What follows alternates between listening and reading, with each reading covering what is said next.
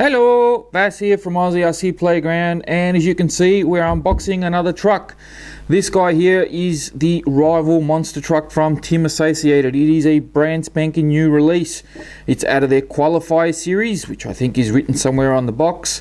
And as you can see, it's a huge beast of a thing that's taken up most of the screen, including my head, which is probably not a bad thing. But anyway, we're going to go ahead now and open him up and show you all what it actually looks like inside. I am hiding behind here, by the way. The box doesn't actually have arms, so I've just got to open it. Excuse me. All right, tip him over. This is a big truck, let me tell you. It is big. Come on, out you come. There we go. That is now gone. Holy crap. Sorry, but that is huge. Have a look at that. This is big. This is really big. I don't think this is 1/8. I think this is more like maybe like a 1/7 or something like that. So, these are taped on. Jeez. All right, hang on. Let me just cut that there. Ooh. I might cut that there. Alrighty. Does that come off, or what's the go? Does it? Yes, no? Come on! Oh, for goodness sake! Oh right, it's opened itself up. Okay. What do we got? Big monster tires. Now, for anybody that owns an MT4 from Thunder Tiger, these are exactly the same tire, and it's got this. I'm pretty sure there's like a mock-up beadlock type scenario. Anyway, all right. So we got those tires. What else did they give me in here? Fair bit of tools, right? Some foam packing, some wheel nuts. That'll be good because yeah, the wheels don't come on the car. And of course we've got our manual. Exciting stuff. I'll pop that aside. Open up the other one, which I would assume. Come on, out you come. Has the remote and the other two tires. Come on. Sorry guys, I'm trying to be fairly quick about this. All right, the remote goes there. There's our other two tires. Pop them aside. Nothing else in there.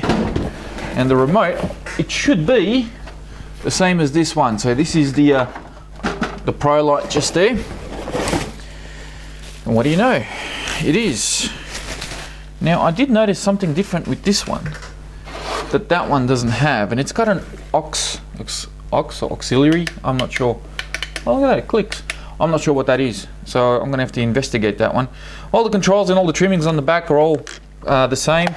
Runs on 1, 2, 3, 4, 5, 6 AA's. Kind of annoying, but the good thing about this is that the tray actually comes out. So if you can get yourself a rechargeable battery, unplug this guy and plug your rechargeable battery in there, and then you don't have to worry about buying 6 AA's. Really odd why they use 6, but anyway. All right, remote can go there. Now I'm probably gonna have to, okay, take the body off. This is huge, my God. I'm really hoping that this truck does a bit better than the Pro Light did, because I had a few issues with the Pro Light. Look at that brand spanking body. This is massive. I'll just put him aside. And is this zip tied on? Why, yes sir it is. Okay, need my scissors again. Sorry, just gonna have to stand a little bit. Got him. And how do I cut this one? There we go. All right. Now this is cool. Actually comes with a handle. That's kind of nifty. All right, we'll pop him aside, and there is our truck. Now, I might just take 5 minutes just to put the wheels on and show you all what it looks like with the wheels. So I'm just going to pause the video just very quickly, and we'll come back, and you'll wondrous world of editing, you'll have the wheels mounted on this thing. And there we go. So tires are on, and as you can see, This is a beast of a thing. This thing is big. I mean, I've got quite a number of cars, and I've also got a one, well, they call it a 1/5 scale, but some will debate that it's actually a 1/6 scale Turnigy Trailblazer. And you know, you sort of expect that to be big because it's advertised as a 1/5 scale, but this is advertised as a 1/8 scale. They don't advertise it very well on the box. Actually, the box kind of they didn't put it in great big letters. They've actually got it just on the side in very small print. It says that it's a 1/8 scale, but I want to show you guys something. Here we have my Thunder Tiger ST4. This is a true 1/8 scale truggy, and I'm just going to pop this guy on top here, and I'm just going to line up the wheels a little bit and give you guys a bit of a look, see how much longer the rival actually is. It's significantly longer, and if we have a look at the width of it, just to see how much wider it is, you can probably see there that it's probably I'd say about 3/4 of an inch wider, if I can be, you know, roughly accurate. It's almost an inch wider anyway, so this is quite a big truck. There's no denying it. It weighs a lot too. It's quite heavy. And check out this suspension. Have a look at this travel. This just looks like it's just going to eat everything in its path. I'm actually really surprised on how it looks.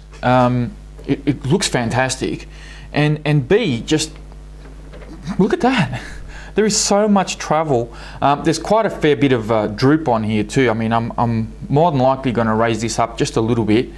I don't like that much droop because it compresses your shocks a bit too much, and if you're doing jumps, you need a little bit more travel in your shocks. So I might just raise that up a bit. The only thing though, they didn't give me any preload spaces. I checked all the other boxes, and I checked the little bag of goodies that they gave me, but there's no preload spaces, which is kind of disappointing. But anyway, let's take the body off, have a look underneath, and before we actually get carried away, I just want to check the body out. You know what? Oh, it actually feels a little bit thicker up the top, probably not so much in the rear here, but on your roof and on the bonnet it actually feels a little bit thicker, and then down the sides and probably towards the back a little bit, it does feel a little bit flimsy, it does feel a bit thinner. So I don't know how this is going to work out. Hopefully it's not one of those brittle sort of PVC type plastic bodies. It's actually a Lexan body, but if it's not going to last, then I hold grave concerns to how am I going to find replacement bodies for something that's so oversized. I know that, you know, it says 1/8 scale, but this is quite big. I'm not sure if you know, standard 1/8 scale size, say monster truck bodies, will actually fit on here okay. If they do, it'll be right at the edge that you'll be able to put your pins. So anyway, we'll see how that body holds up. Now, as I said, the tires are the MT4 tires. They're exactly the same. They got these bead locks on here, and I think they're just covers. I don't think these are original. Correct me if I'm wrong, but I don't think these are original bead locks. The tires do feel a little bit soft, probably like a medium to medium soft type of compound. The foam inserts feel really good, just enough firmness in there. I think that the tires themselves are going to act as part of the suspension. They're going to absorb a lot of the impacts, which will be pretty good on some high jumps. So looking forward to see how these guys perform. And you know, the suspension itself is, you know, you've got these 8 big shocks. Well, they're not really that big, but they've got 8 shocks, and they've got this coilover design. So you've got the some of the oil sits inside this little cylinder just off to the side of the shock. The only thing is that these are all plastic bodied shocks. They're not, you know, there's no aluminium in here anywhere, and as you can see, there's quite a lot of droop in the suspension. So I hope that these don't bottom out, because what's happened here? Ah, one of the springs has come out. Here we go. There we go. No, it's not clicking anymore. All right. So, yeah, suspension looks interesting. It'll be. I know that the design of these shocks, a lot of people upgrade their big monster trucks or their buggies or truggies or whatever. They upgrade them to shocks like this. You know, you go to like Integy and those sorts of brands, and you buy shocks that look exactly like this, but you know, with aluminium bodies. So the design looks like it's an upgradable design. I just don't know how these particular shocks are going to perform on the truck. Hopefully, they'll be fine. Okay, shock towers. You know what? The shock towers, really stiff, really rigid. They actually feel, there's no adjustments for your shocks on the shock towers too, by the way, so don't think about doing anything like that. But these shock towers actually feel like my old B4 buggy plastics. The ProLite did not have plastics like this. This plastic has like got a silver or white shimmer sort of going through it. You can sort of see, it's hard to describe, but you can see it against the light. The diff housings as well has got it. The A-arms has got it.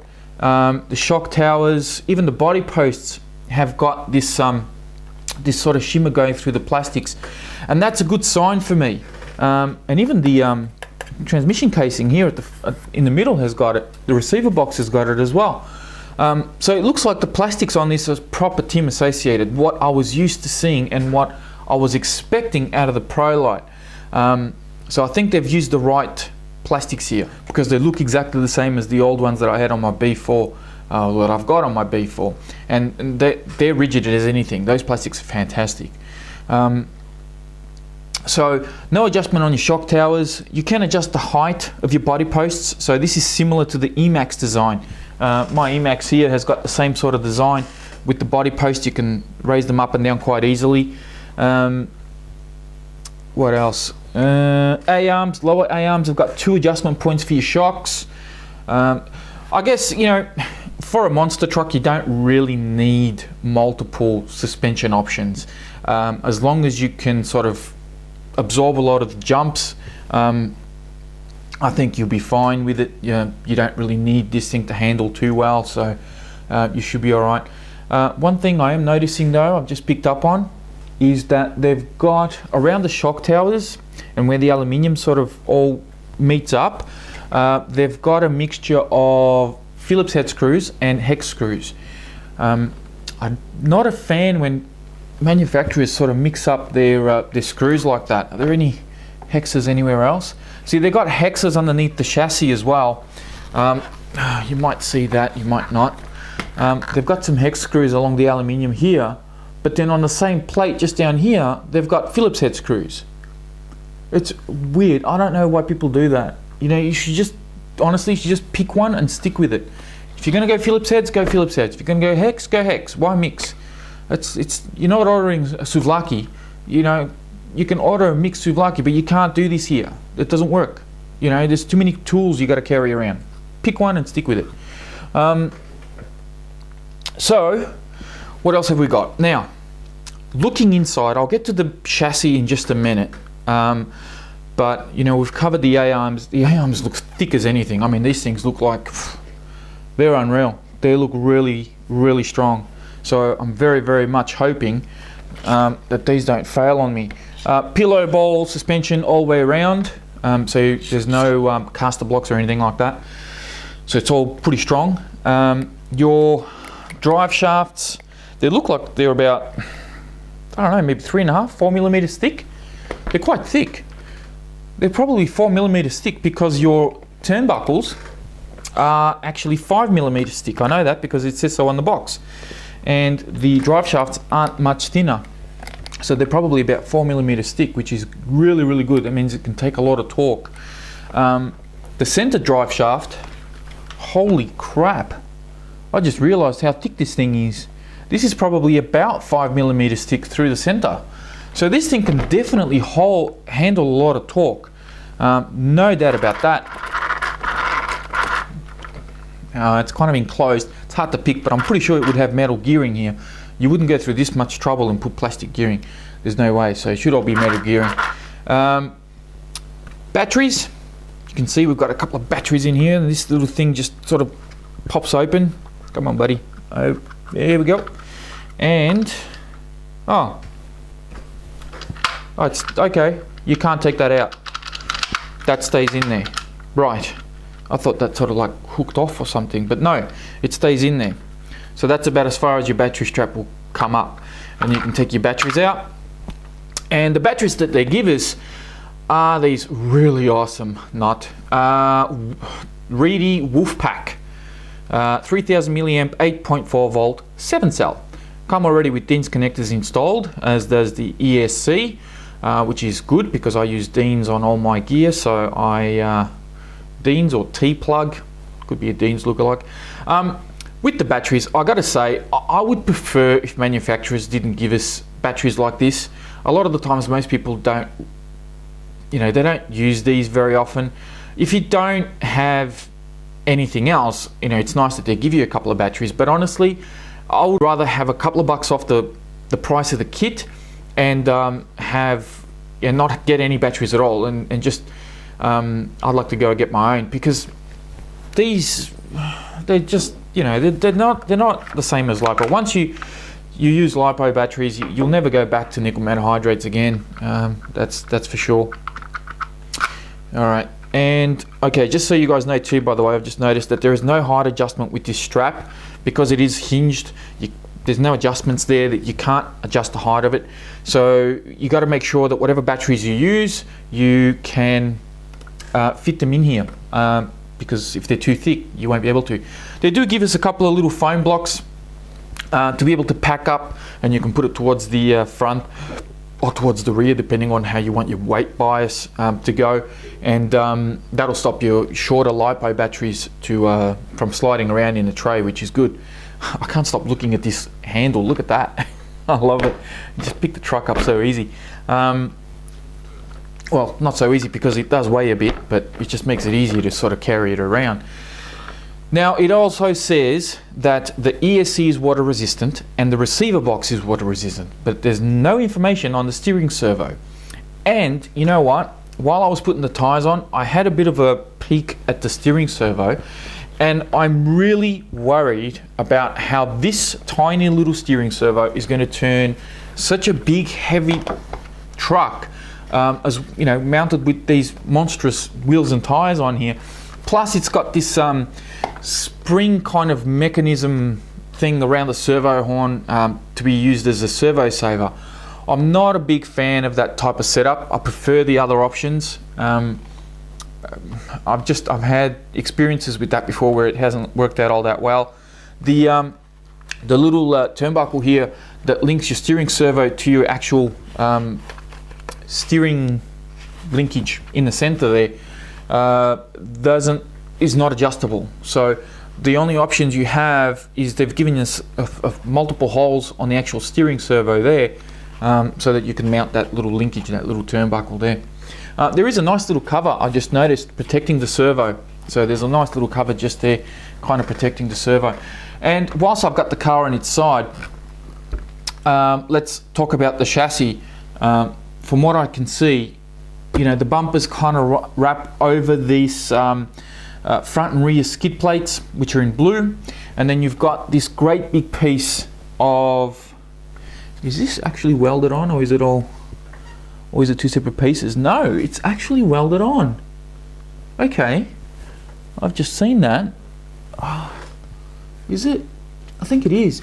So this square frame that you see under here is actually, it's either welded onto the actual chassis plate itself that houses this plastic tub, or I'm pretty sure it looks like it's all welded on.